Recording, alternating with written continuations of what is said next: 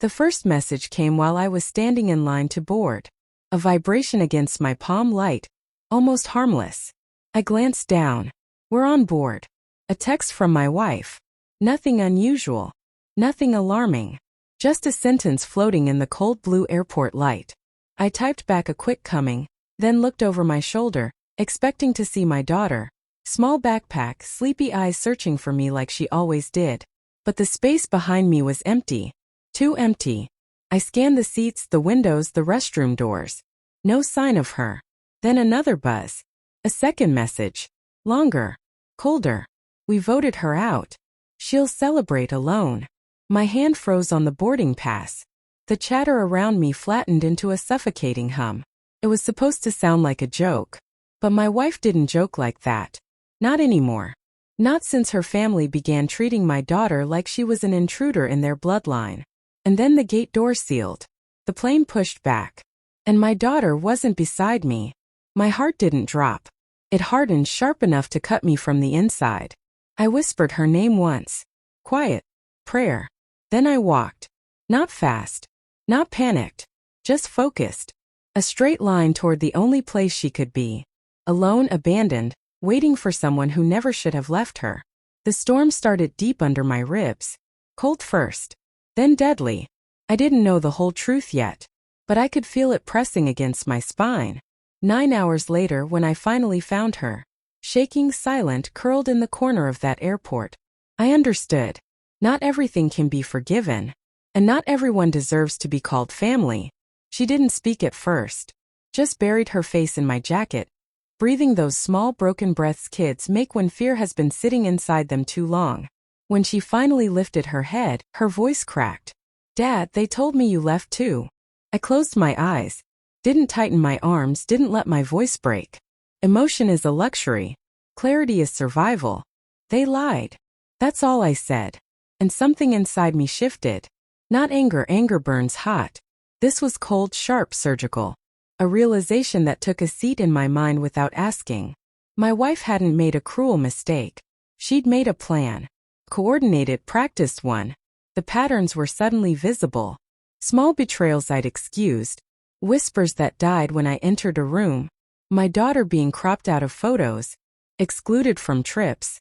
Treated like a guest in the family I provided for. I had ignored the signs. But that message.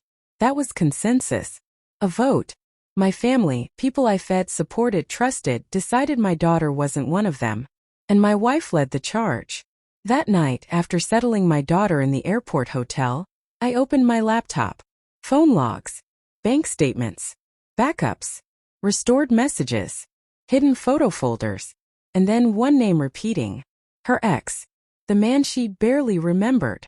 The man she accidentally ran into 6 times this year. The man who had booked a seat right next to her on the flight she boarded without our daughter. The betrayal wasn't sudden. It was engineered. Carefully. Quietly. Abandoning my child was just the first visible crack in her new life plan. By dawn the truth sat on my screen, encrypted, time-stamped, undeniable. She wasn't reconnecting with her ex. She was building a future with him. A future that didn't include me. Or my daughter. The airport vote was just a rehearsal. A test to see how easily my daughter could be erased from their future. I printed everything. Placed it neatly in a folder. When I walked into the house that evening, my wife rushed toward me with staged panic, trembling voice, rehearsed tears. I let her speak. Let her perform. And when the last lie fell from her mouth, I handed her the folder. You left the wrong person behind. Her face drained. Her breath snagged. Her body folded. I didn't comfort her. Didn't soothe. Didn't soften. I watched her drown in the truth she created. Then I slid the divorce papers across the table. Already signed, already filed, already irreversible. Full custody. Frozen accounts. Court-ready evidence. Please, she whispered. Don't do this. I met her eyes, steady, quiet, final. You voted her out. I'm voting you out. She broke. Collapsed. But her pain wasn't my concern. My daughter was waiting in the car, reading a book, unaware that the storm inside this house was finally dying. I walked out without looking back. The house felt different as the door closed behind me. Lighter, honest, mine again. My daughter looked up when I opened the car door. Are we going home now? No, I said. We're going somewhere better. She nodded and returned to her book. And as I started the engine, I felt it, the silence settling inside me, sharp and permanent. Not grief, not relief, clarity. Betrayal doesn't destroy you.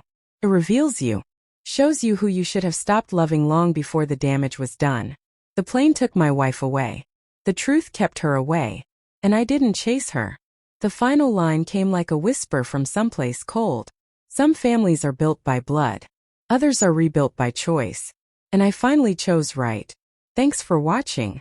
Like, share and subscribe to Cheating Stories Insight World for more true stories.